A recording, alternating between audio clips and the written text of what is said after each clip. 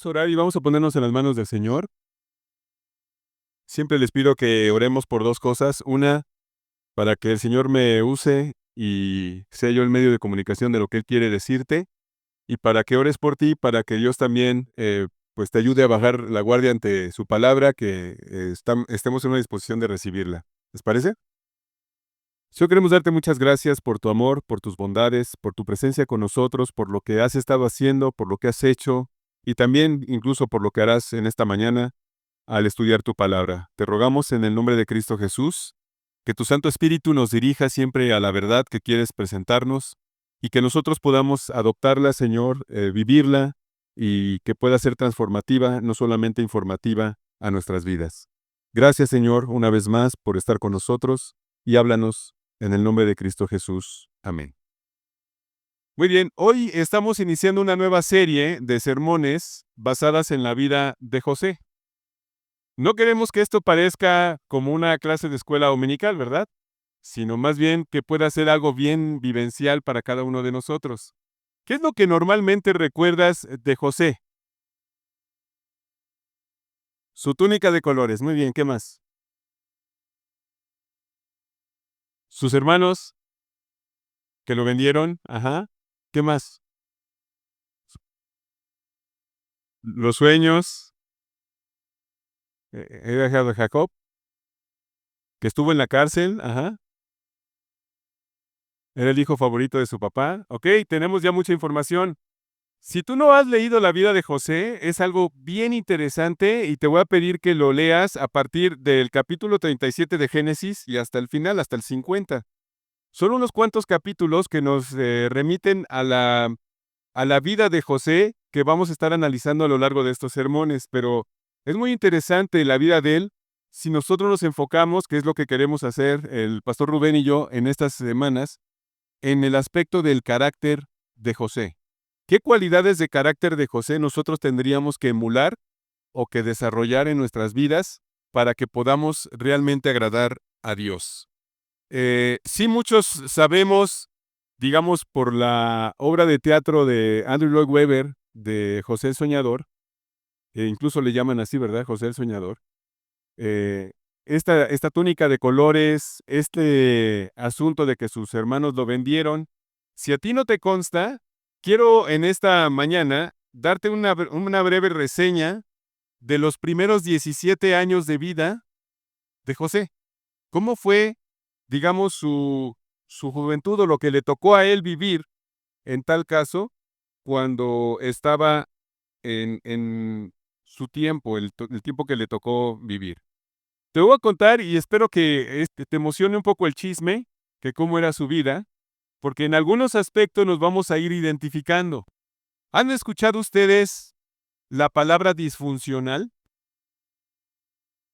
y la frase familia disfuncional? ¿Alguien la conoce? Además de mí, ¿alguien tiene una familia disfuncional? Bueno, yo creo que nos vamos a identificar mucho con José en ese aspecto. Para los que no han leído Génesis, quiero decirles que el padre de José se llamaba Jacob y su mamá, a ver, un chocolate al que adivine. Raquel, exactamente. ¿Quién era el bisabuelo de Isaac?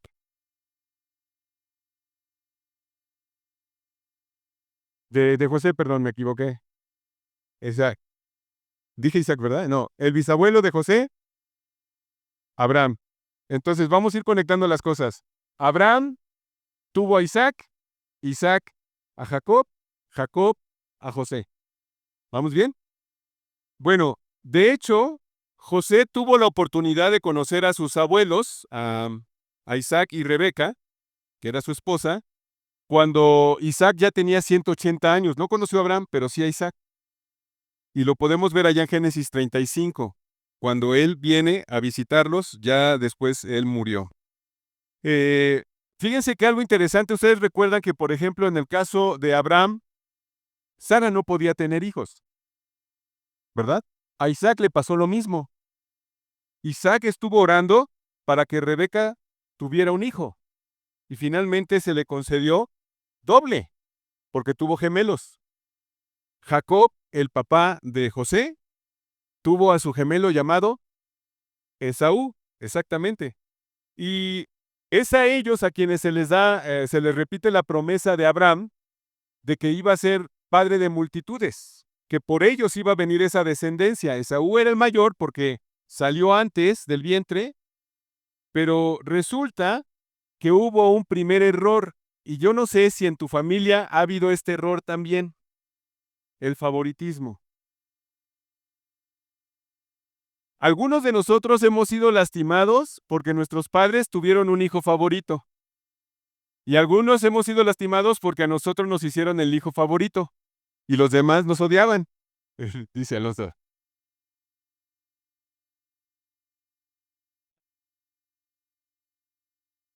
El error es que este favoritismo hizo que, pues, Isaac quisiera más a Esaú y obviamente Rebeca quisiera más a Jacob. Y lo vemos porque hubo varias características que distinguían a estos dos gemelos. Esaú lo consideramos como un pecador, ¿no? Era un cuate tremendo. Pero por el otro lado, Jacob era bien manipulador. Yo sé que tú no has tenido gente manipuladora alrededor, pero Jacob era especialista en esto.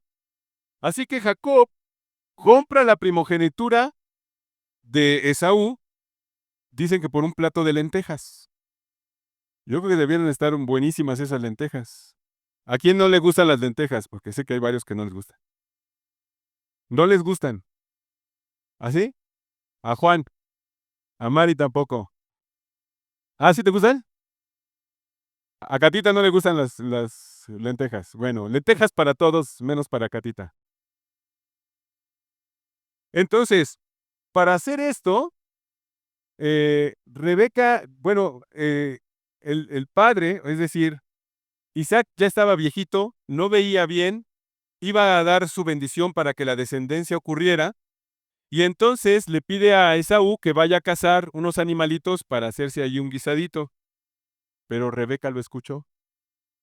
Y para hacer la jugada, intercepta por ahí a su hijo escogido, Jacob, y entonces le dice, ¿por qué no te preparo unas lentejas bien ricas, así con su jitomatito y su cebollita?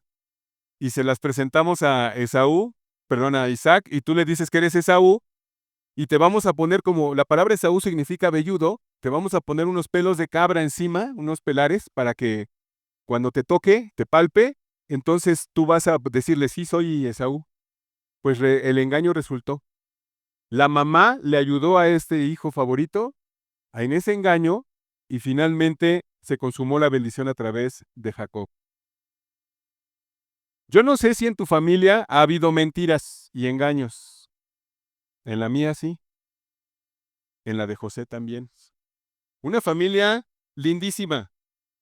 Después, otro nuevo engaño es desarrollado por Rebeca porque se enoja con Isaac diciéndole, oye, es que yo quiero que, pues mi hijo se case ya, pero ella quería casarlo con una de las cananeas. Y entonces hace ahí un artificio, lo mandan hacia esa región para que escoja esposa, y en ese camino se estaciona un ratito el buen Jacob a dormir en un lugar llamado Betel, donde conoce verdaderamente a Dios y tiene una lucha con él y no lo suelta hasta que lo bendiga.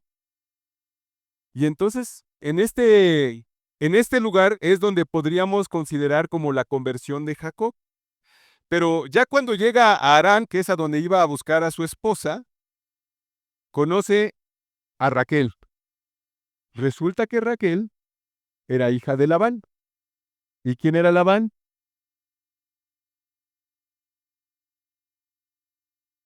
Ajá, el hermano de su mamá.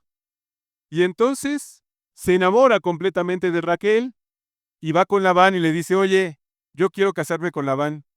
Bueno, te voy a dar chance, pero si me trabajas 7 añitos, pues va. Y empieza a trabajar para Labán 7 años, al cabo de los cuales dice, pues ya estoy aquí, vengo por ella, sí como no, pásale. Y entonces eh, él no se da cuenta que Labán lo engañó porque no le mandó a Raquel. Le mandó a su otra hija, Lea. ¿Y por qué? Porque Lea era la mayor y para su cultura, eso significaba que la primera hija o la primogénita tenía que salir primero de la casa.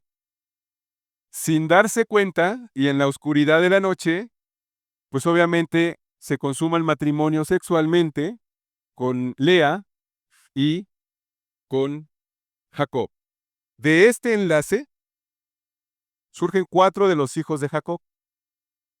Los primeros 4 hijos son Rubén, Simeón, Leví y Judá. 4 hijos al hilo. Vaya confusión, ¿no? O sea, imagínate con que, ¿no eres Raquel? No soy Lea. Ah, bueno. ¿Otra vez no eres Lea? No. 4 hijos. ¿Sí? Entonces, aunque Jacob estaba profundamente enamorado y quería muchísimo a Raquel, todavía va con Labán, su suegro, y le dice, es que yo quiero todavía a Raquel. Va, pues si me trabajas otros 7 años, te la doy. Y trabajó 7 años más, es decir, 14 años por ella. Ahora que estábamos celebrando el 14 de febrero, imagínate lo que es trabajar 14 años por tu esposa. La mayoría de los hombres dirían, pues que trabaje ella para mí por 14 años. Pero 14 años, un amor intenso. Finalmente le da a Raquel por esposa. Pero ya cuando era su esposa, se da cuenta de que, ¿recuerdas que Sara no pudo tener hijos? Rebeca no podía tener hijos. Y Dios hizo milagros. ¿Y qué crees que le ocurrió precisamente a Raquel? Lo mismo. No podía tener hijos. Y mientras esto estaba sucediendo, veía que, pues Lea, su hermana, estaba procreando con él y tenía celos. Así es que, pues obviamente le da, am, espero que no te esté confundiendo con tantos nombres, ¿eh? Porque hasta yo mismo digo, a ver, ¿quién con quién? ¿Cómo era la cosa? Pero Raquel estaba muy celosa y entonces tenía a su sirvienta Bila y le dice, bueno, sé con ella, entra con ella para que a mi nombre te dé hijos. Y entonces procreó 2 hijos, Dan y Neftalí. Y llevamos 6, ¿verdad? 4 de Lea y 2 de Bila, que era la sirvienta de Raquel. Entonces, como ya no podía tener hijos, Lea, la hermana mayor, ahora dice, pues voy a hacer el mismo recurso y le voy a dar a mi sierva, que se llama Silpa, y entonces se metió con Jacob, y entonces tuvieron a Gar y a Aser. Llevamos 8. ¿Cuántas mujeres involucradas? 4. Entonces, las hermanas Lea y Raquel y las sirvientas de ella, Bila y Silpa. Y entonces resulta que de repente Lea vuelve a tener hijos. Y de ahí salen otros 3, 2 varones y una mujer. Esos varones son Isaacar y Zabulón. Y la mujer que se llama Dina. ¿Cuántos hombres varones llevamos? 10. Obviamente ahí tendríamos que contemplar a José. Luego entonces son 11. Pero finalmente Raquel muere teniendo a su único hijo, o su segundo hijo, perdón, que era el que le trajo más gozo al propio José, su hermanito. Su hermanito se llamaba Benjamín. Y cuando él nació, José tenía 17 años. Así que todo esto en 17 años. Imagínate un adolescente de 17 años enfrentándose a concubinas, a una tía que también es su madrastra. O sea, todo revuelto. Hermanos mucho más grandes que él y solamente un menor. Yo no sé si tú tienes medios hermanos, yo tengo 2 y los quiero mucho. Gracias a Dios nos hemos llevado muy bien. Pero entiendo que cuando hay medios hermanos de repente es muy conflictivo. Imagínate lo que es tener aquí una familia de 10, de 12 más 1, la mujer. Y este adolescente que no sabe para dónde chutar. O sea, imagínate, yo creo que se vería así como si fuera un contexto mormón, ¿no? Un padre y muchas mujeres y muchos hijos. Bueno, la cuestión es que se complican las cosas para la vida de José. ¿Por qué? Porque después de los 7 años que trabajó por Lea, los 7 años que trabajó por Raquel, Labán le dice, trabájame otros 6 y ya te voy a dejar los rebaños porque nos estamos aquí conflictuando mucho con los rebaños que están creciendo y los que crecían más eran los que cuidaba Jacob. Sucede así y estos rebaños se estaban multiplicando y Labán estaba abusando de él porque 10 veces le cambió el salario y abusaba de él. Finalmente, en ese periodo final, Raquel conoce a Dios y Jacob se reconcilia con Esaú. Yo sé que suena muy telenovelesco de esto, pero si tú lo lees en la Biblia, vas a tener fascinación, como yo cuando lo leía otra vez, por todo esto que estaba ocurriendo. Otro chisme más en medio de todo esto que tuvo que afrontar el pobre José en esa edad prematura. Dina, la única mujer, es violada por un hombre que era un gobernante cananeo llamado Siquem. Y entonces, pues José era un chamacón y de repente ve mucho movimiento de sus hermanos mayores que estaban enojados y empiezan a hacer tratar de hacer una guerra, pero finalmente se van de Siquem y luego el irse del lugar en donde vivían implica que también tenían que dejar todos los ídolos que adoraba su familia. Así que ahí vemos que ellos tienen que mudarse, es decir, cambiar de territorio y cambiar de tradiciones. Entonces imagínate para un joven que tiene un montón de hermanos así revueltos por todos lados, tener que cambiar todavía su ciudadanía y tener que cambiar sus tradiciones. Muchos cambios, muchos retos. Y mira, si me acompañas a Génesis, y ahí tú puedes marcar Génesis 37, donde tienes que empezar a leer en esta semana, para que veas todo este contexto que te estoy hablando. Génesis 37.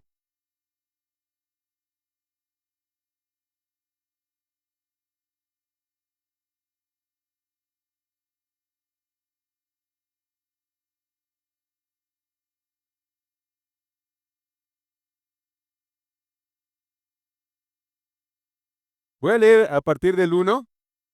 Dice, habitó Jacob en la tierra donde había morado con su padre en la tierra de Canaán. Esta es la historia de la familia de Jacob. José, siendo de edad de 17 años, apacentaba las ovejas con sus hermanos, y el joven estaba con los hijos de Bila, con los hijos de Silpa, mujeres de su padre, e informaba a José, su padre, la mala fama de ellos. Es decir, que aquí vemos cómo es que Jacob tenía también a su favorito, y por eso le hizo la túnica. Lo vamos a ver más adelante, pero lo que vemos es que ya estaban los hijos de Bila y de Silpa y obviamente los de Lea. Entonces ya tenía hermanos mayores en ese contexto. Tenía sus 17 años cuando se empieza a contar toda la historia de José. Pero, hermanos, ¿qué podemos aprender de la vida de José? Yo creo que tú vas a ver con más detalle todos los asuntos que estaban sucediendo aquí en la vida de José en Génesis. Pero ¿qué podemos aprender de esa experiencia? Yo no sé si tú has pensado, si yo hubiera vivido o me hubieran criado en una familia con un contexto diferente, donde no hubiera multihermanos, multiversos de familias que se conjuntan en una, tal vez yo hubiera sido más sano.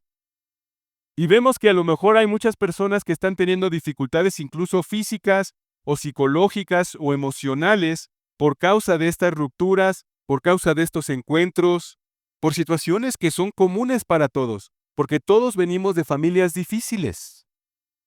No hay familia perfecta. Todos tenemos dificultades en nuestra familia para relacionarnos. Entonces, cuando encontramos estas situaciones y nos comparamos con José, que aún tuvo que afrontar todo esto siendo joven, creo que tenemos esperanzas. Hay mucha esperanza. Podemos desgastarnos criticando y maldiciendo a nuestros padres por las malas decisiones que tomaron, o a nuestros hijos por las decisiones tan malas que están tomando, ¿O a nuestros abuelos por haberse involucrado en negocios raros? No lo sé. Porque algo que sí es verdad es que muchas de las cosas que la familia de José hizo le afectaron a él directamente.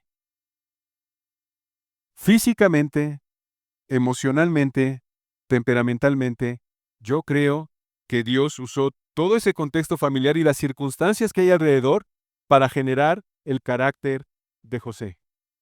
Así que si tú has estado renegando de tu familia, probablemente puedes estar ahora dándole gracias a Dios porque es el contexto y el entrenamiento específico que Dios ha estado diseñando para que tú generes carácter. No te metió a esa familia en especial para fastidiarte y lastimarte y dañarte, sino para entrenarte y para que desarrolles el carácter de Cristo en ti. Ay, hermano, es que si conocieras a mis papás, no los conozco, pero sí conozco las formas en las que Dios ha actuado. Y sé que Él no se le escapa nada de su voluntad ni de su poder. Yo sé que incluso puedes estar odiando a tus papás, odiando a tus hermanos, odiando a tus tíos, pero en realidad todos ellos han sido dispuestos o permitidos por Dios para generar carácter. Entonces, lo que podemos ver son dos principios básicos en todos estos argumentos de la vida de José. Y de verdad te invito a que los leas porque los vas a necesitar a lo largo de esta serie que vamos a estar hablando de José. El primero de estos principios es que Dios se especializa en cambiarnos y conformarnos a su imagen. No importa cuál sea nuestro trasfondo familiar. A Dios no le interesa de qué familia vengas. Él está interesado en transformarte y conformarte a su imagen. Y con eso estoy diciendo que las cualidades que Cristo tiene, que Dios tiene, tienen que ser repetidas en cada uno de nosotros. De otra manera, vas a necesitar de muchas terapias psicológicas. Pero cuando nosotros enfrentamos estas dificultades, sí, vamos a ver que tenemos un Dios que es sobre todas las cosas. ¿Por qué? Porque mira, José se vio afectado por los pecados de su familia. Hubo consecuencia por las mentiras de sus tíos, de sus padres, de sus abuelos, de sus bisabuelos. Porque se creó una cultura de mentira entre ellos. No estaba fuera de lo común el decir una mentiridijilla blanca. ¿Verdad? Desde el dile que no estoy. Es que, ¿qué crees que no pasó el camión? El perro se comió la tarea. Y todas aquellas que ya sabemos. El contexto de la familia de José era mentira, engaño, manipulación e inmoralidad. Nada distante de la mía o de la nuestra. Somos muy semejantes. Sin embargo, él se sobrepuso a las influencias negativas de su entorno y con la ayuda de Dios hizo lo correcto. Tomó las decisiones correctas. Siguió a Dios y le buscó. Confió en Él hasta el final. Así que Dios se especializa en cambiarnos y conformarnos a su imagen sin importar del contexto familiar de donde vengas. La otra cosa es que debemos entender que en nuestras circunstancias particulares, en esas circunstancias particulares que tú estás viviendo, Él quiere ayudarte a superar todas esas influencias negativas de nuestros padres.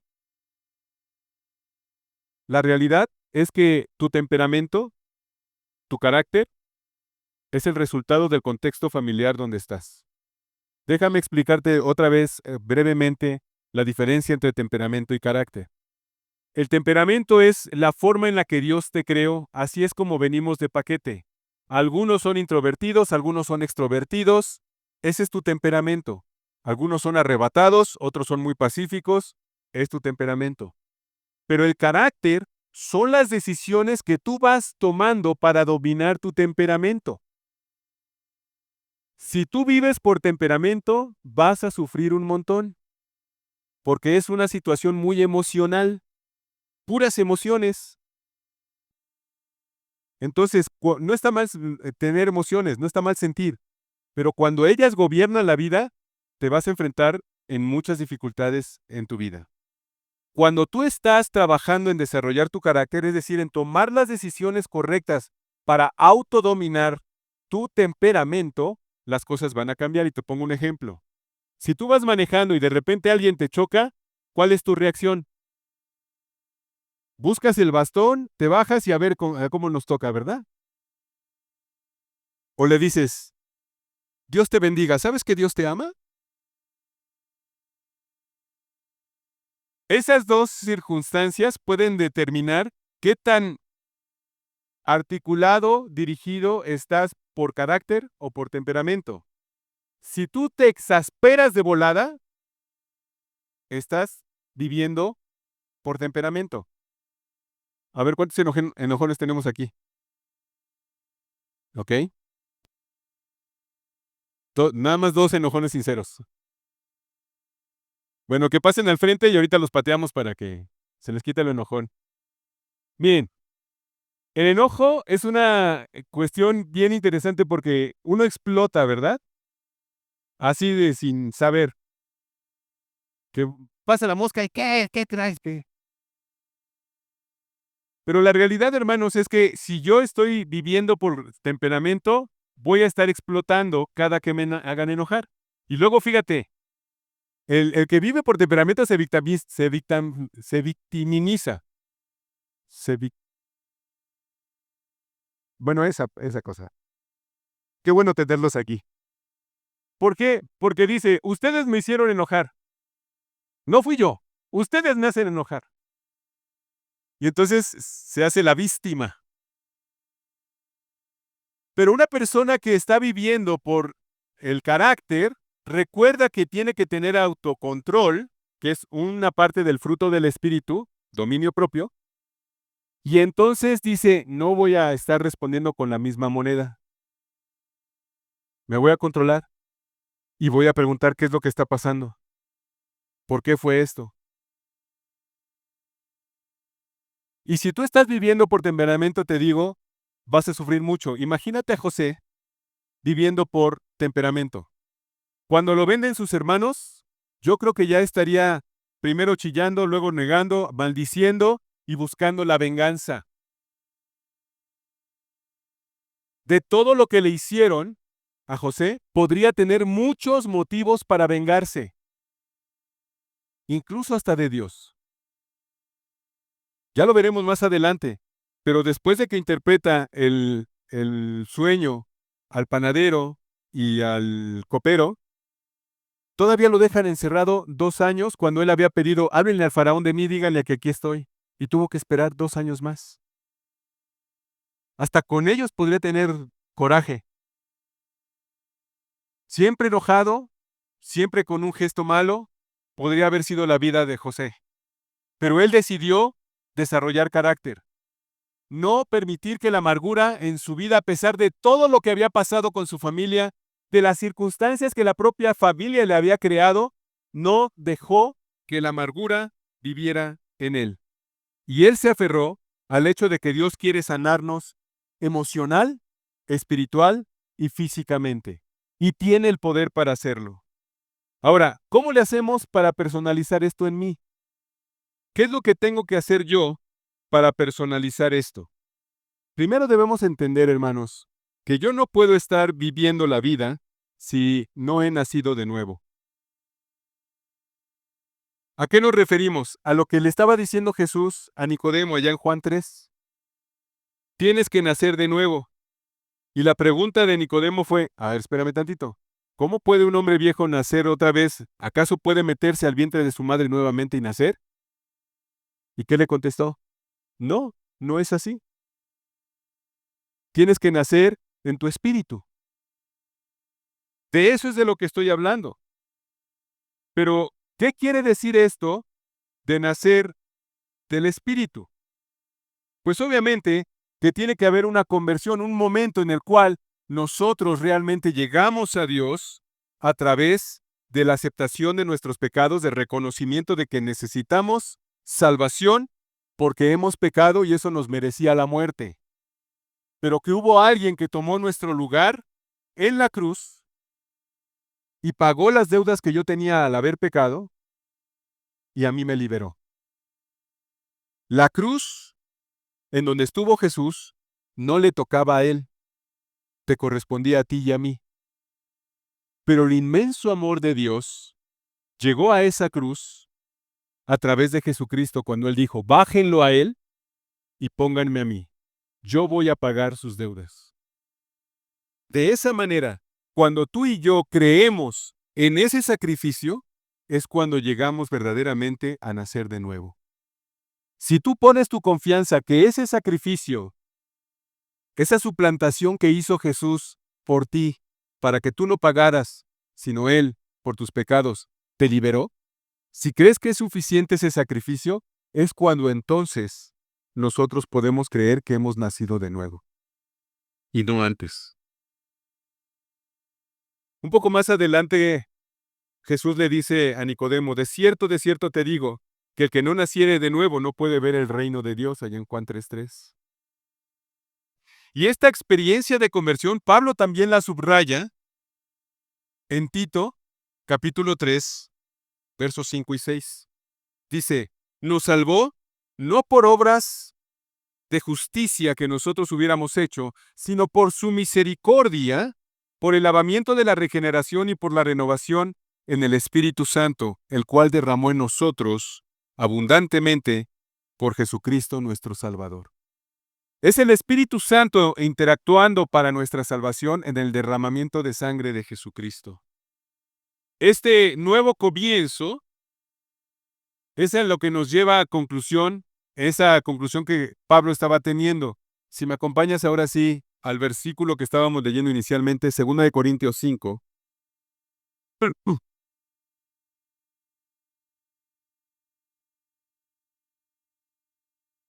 Yo sé que muchos de nosotros ya lo hemos escuchado.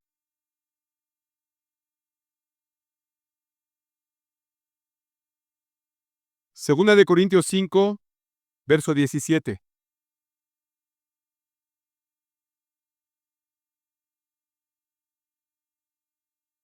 De modo que si alguno está en Cristo, nueva criatura es. Las cosas viejas pasaron, he aquí, todas son hechas nuevas. Podemos llegar a ser una nueva criatura. Ahora tú puedes pensar, no, pues es que yo soy hijo de Dios porque pues Dios me creó. No, hay una diferencia entre la creación y una criatura. Es decir, ¿somos creación todos? Claro que sí. Pero cuando tú naces de nuevo, llegas a ser algo que Dios te adoptó como hijo y por ende somos sus criaturas. No por el hecho de haber nacido en este mundo, somos hijos de Él, somos creación de Él, pero somos sus hijos hasta el momento en que nos arrepentimos de nuestros pecados, pedimos perdón a Dios y venimos a Él. Y dice aquí el versículo, de modo que, o sea, en consecuencia a lo que estamos viendo ahorita, ¿y qué es lo que estaba viendo anteriormente? Pues que le llaman el ministerio de la reconciliación, cómo es que Jesucristo vino a reconciliarnos con el Padre a través de su sacrificio. Por esa reconciliación es que ahora nosotros somos una nueva creación. Las cosas viejas pasaron, he aquí todas son hechas nuevas. Mira, algo que he experimentado en mi propia vida y que veo en muchos cristianos es que nos cuesta mucho trabajo vivir acorde a esto. Yo creo que José sí lo vivió, sí se la creyó. Él sí creyó que Dios podía generar una nueva vida en él y vivir de manera diferente e intensa sin estar recriminando a sus padres, a sus hermanos, a las circunstancias. ¿Es posible vivir a esta altura para nosotros hoy en día? Yo creo que sí. Y de hecho, tendríamos que hacerlo, porque nuestra responsabilidad es precisamente buscar la manera de estar imitando a Dios en ese sentido. ¿Qué es lo que se vuelve nuevo cuando nos convertimos? Obviamente, No estamos diciendo que si tú estás mal del corazón, pues Dios te va a dar un corazón físico nuevo. No es un trasplante. No te va a cambiar un intestino si estás malito del intestino. Lo que estamos diciendo es que hay un nuevo cuerpo espiritual que cambia. Mira lo que dice Romanos 8:29. Porque a los que antes conoció, también los predestinó para que fuesen hechos conforme a la imagen de su Hijo, para que Él sea el primogénito entre muchos hermanos. Y a los que predestinó, a esos también llamó. Y a los que llamó, a estos también justificó. Y a los que justificó, a estos también glorificó. Nosotros estamos siendo justificados por ese sacrificio de Cristo, pero nuestro cuerpo también está siendo glorificado en el sentido no de que cambie su materia y su sustancia. Si tú tienes alguna dificultad de salud, probablemente la puedes mantener aún siendo una nueva creación. Puede que Dios te sane también, claro que sí. Pero a veces Dios decide dejar algún aguijón en la carne, como a Pablo, para que nosotros sigamos dependiendo de Él. Pero lo que sí es nuevo es tu corazón espiritual. Es decir, cuando nosotros estamos cambiando de ese corazón de piedra, como dice en el Antiguo Testamento, por un corazón de carne que ahora ya es sensible a Dios. Cuando antes no te importaba nada de Dios y ahora tú estás tratando de escucharle.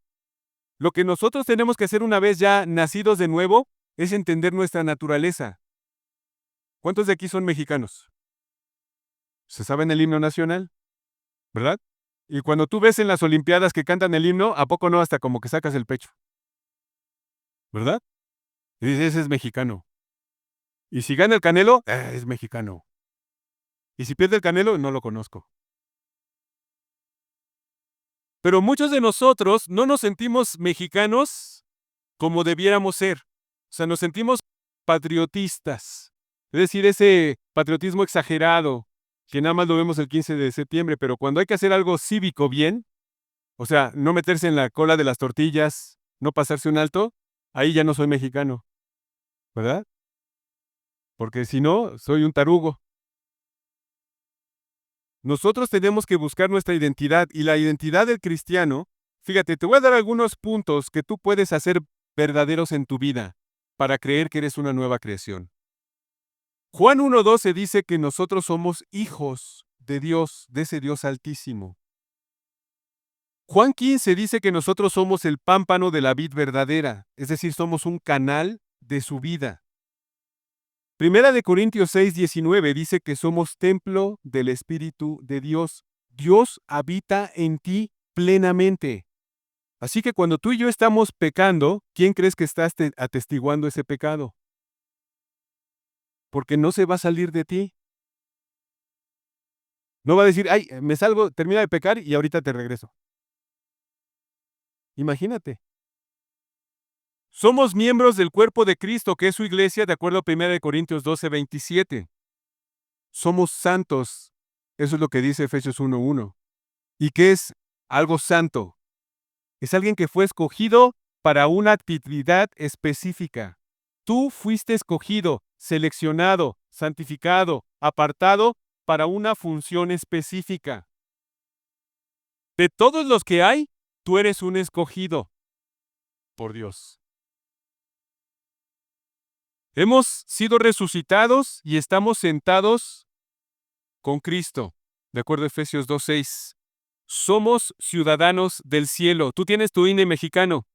¿Sabes que tienes una INE celestial? Vivimos, sí, como mexicanos, pero no nos la creemos de la del INE celestial. Porque si nos la creyéramos, estaríamos pensando en términos eternos, celestiales, y no presentes, materiales. Estamos unidos al Señor y somos un solo espíritu con Él, de acuerdo a lo que dice 1 Corintios 6. Hemos sido justos, justificados, de acuerdo a 2 Corintios 5:21. Hemos sido adoptados como verdaderos hijos de Dios y tenemos acceso directo a Dios por medio del Espíritu Santo, que eso es lo que dice Efesios capítulo 2, verso 18. Acceso directo. No necesitas un sacerdote, No necesitas un pastor para que interceda por ti.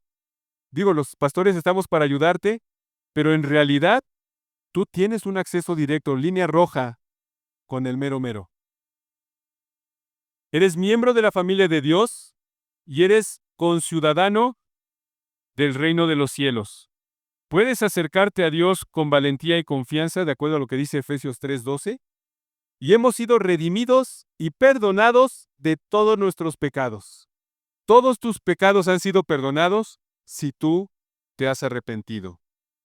Lo que dice Colosenses 2:10, en pocas palabras, es que estamos completos en Cristo. ¿Completos para qué? Para ser como Él.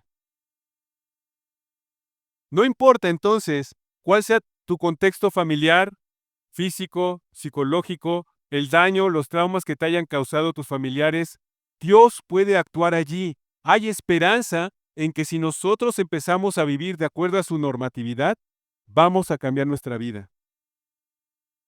¿Has visto a los hermanos que de repente perdieron el 20? Están todos tristes buscando su 20 y caminan así. Y tú les dices, hermano, ¿tienes gozo? Sí. ¿Mucho, mucho gozo? Sí, harto. Y lo saben aquí, pero no lo creen en su corazón. Por eso es que no lo llevan a cabo. Si tú crees que tú eres una nueva creación, tenemos que vivir como en consecuencia. Por eso es que yo quisiera que regresaras a 2 de Corintios 5. Y que así como José no tenía amargura, no tenía sed de venganza. Yo sé que para él no le fue fácil perdonar, pero ejecutó el perdón para todos aquellos que le hicieron daño. Si a ti te está costando trabajo el asunto del perdón, creo que tienes que recordar que tenemos que vivir como este versículo nos dice. Quiero que lo leas conmigo, a la de 3. 1, 2, 3. De modo que si alguno está en Cristo, nueva criatura es. Las cosas viejas pasaron, he aquí, todas son hechas nuevas. ¿Cuántos son hechas nuevas? Nosotros somos los que de repente hacemos nuestro guardadito y no dejamos que Dios transforme esas áreas. Pero todo en ti ha sido transformado cuando tú te convertiste. Si tú sigues guardando rencor, encono contra tu familia, contra tus padres, contra las circunstancias, contra tus maestros, contra la gente que te afectó, tus vecinos, tienes que recordar que todo eso ya pasó. Ya no es real. Ya no tendría que ser real para ti. Todo ha sido hecho nuevo. Y nosotros tenemos que vivir como nuevas criaturas. Piénsalo otra vez. Si José hubiera actuado con su vieja naturaleza, tendríamos otra narrativa en Génesis. Gracias a Dios que Él actuó como una nueva creación. Luego entonces tenemos estas enseñanzas para ser como Él. No tenemos que estar viviendo por temperamento, por emociones. Tenemos que tomar nuestras decisiones en base a la Escritura, controlar nuestras emociones, controlar lo que estamos sintiendo contra las personas que nos afectaron. Y si tienes que perdonar a alguien, perdónalo. Antes de que hablemos del perdón, porque es muy rudo ese perdón. Te animo a que busques Génesis a partir del 37 al 50. Vamos a estar analizando este asunto de José. Así es que, otra vez, si puedes memorizar conmigo 2 de Corintios 5:17, ojalá puedas vivir esta semana en torno a ello. ¿Lo decimos otra vez? 1, 2, 3. De modo que si alguno está en Cristo, nueva criatura es. Las cosas viejas pasaron. He aquí, todas son hechas nuevas. Memoriza este versículo, vívelo, ponlo en práctica en tu vida en esta semana. Vamos a orar. Padre Santo, queremos darte muchas gracias por tu amor y tus bondades. Gracias por tu presencia con nosotros. Gracias por tu palabra y por el ejemplo de José. Te rogamos en el nombre de Cristo Jesús que uses esta serie para que podamos ser transformados a tu semejanza. Ayúdanos, Señor, a ser como Él, porque Él es como tú. Señor, te pedimos que nos ayudes a vivir en consecuencia, en consonancia a este versículo, que somos nueva creación, que las cosas todas ya pasaron y que somos cosas nuevas están en nuestra vida, que hemos sido creados nuevamente, que es borrón y cuenta nueva, que no tenemos que vivir de la misma manera en la que hemos vivido antes, independientemente del contexto familiar que hayamos tenido. A ti, Señor, te damos la honra y la gloria porque tú sigues siendo soberano y tienes control de nuestras familias, tienes control de las personas que nos han dañado, que nos han afectado, de las circunstancias que están a nuestro alrededor. Permítenos, Señor, ser sanados emocionalmente, espiritualmente, psicológicamente, físicamente, porque tú tienes el poder y tú eres, Señor, quien puede hacerlo. Gracias, Señor, en el nombre de Cristo Jesús. Amén.